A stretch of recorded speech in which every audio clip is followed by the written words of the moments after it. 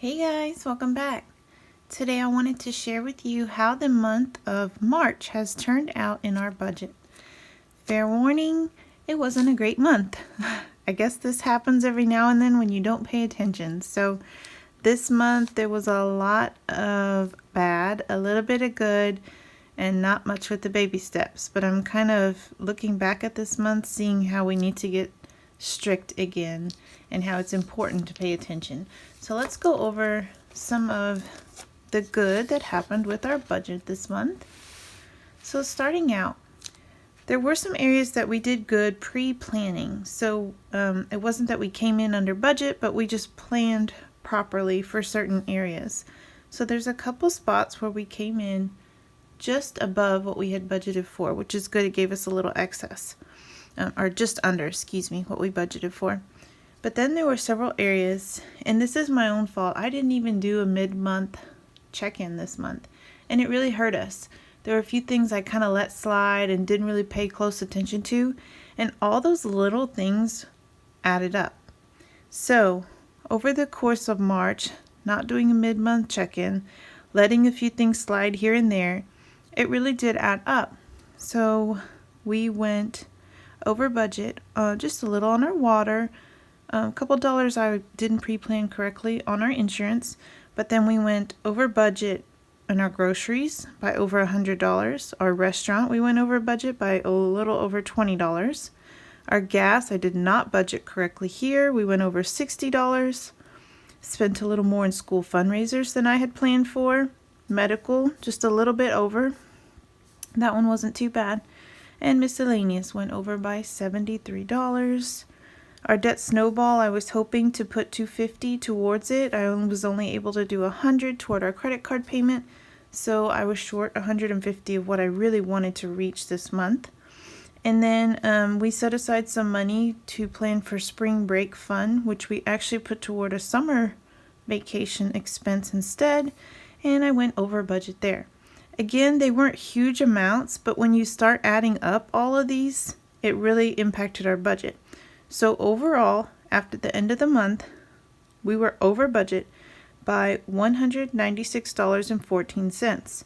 Now, because I don't do a zero-based budget and I do leave a little bit of pad into our checking account, it wasn't like we overdrafted, but this really proved to me that I wasn't paying close enough attention and that I could have adjusted things here or there or gotten stricter on the budget or done without in some places if I was just paying a little closer attention. So, lesson learned, April will be a better month. As far as the month at a glance, we had a lot going on. Yay, we finally did get our taxes done, and we got them done on time and even early, so I'm super excited about that. I also did not get a chance to make a little video for it, but we were able to do very simple Easter baskets for our kids this year. We stayed on budget. Finished decluttering my entire house. It was exhausting, but I wanted to get done by the end of this month, and we did. We worked on the birthday party, did just a few things for the freezer meals, but overall I felt so accomplished as far as getting my to-dos done this month. We just paid an additional $100 to the credit card, but I still feel like something is better than nothing, and we will continue to tackle that. Our meals we did pretty good on. Weekends were a little hard to decipher. We were just so busy this month, but we did a pretty good job of staying on with our meal plan. However, our grocery budget did go over, so that's something I still need to look at. As far as all of our debts go, we're still just continuing to pay on our credit card. We've made that our goal.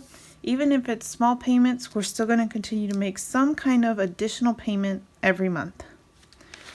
Sinking funds. So what I've decided, and I'll show more of this in the April budget, is we won't be able to take a lot of trips or things this summer, but we have one trip in particular we'd like to take.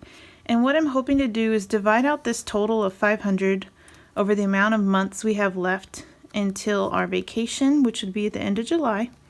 And I'm going to just divide out how much per month we need to set aside in cash, and I will just set it behind here like I did with my Christmas sinking funds, just to have cash prepared for our vacation. If we don't use it all, we'll put it back toward a snowball debt payment.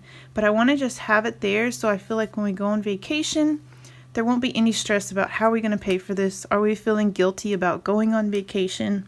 I think that will really smooth over any anxiety I would have about spending this summer. Again, that's the only sinking fund we're going to work on right now. So as far as our debt payoff sheet, I'm still not going to color in anymore because we have quite a big gap before we can color in another line, but we're going to continue to stay focused for next month. As far as our cash envelopes go, as you may have guessed, with going over budget in so many areas, we had nothing left in any of the categories except I had just a couple of dollars left here in the restaurants envelope. Yeah, $2 left in restaurants. It'll stay in there and go toward April's cash envelopes. So that was everything for the month of March. No, it wasn't great, but we're going to take this as a lesson learned and try to work a little harder to be a little bit more attentive to our April budget. Thank you guys so much for watching. I hope you all have a great day and good luck on your next budget. Bye guys.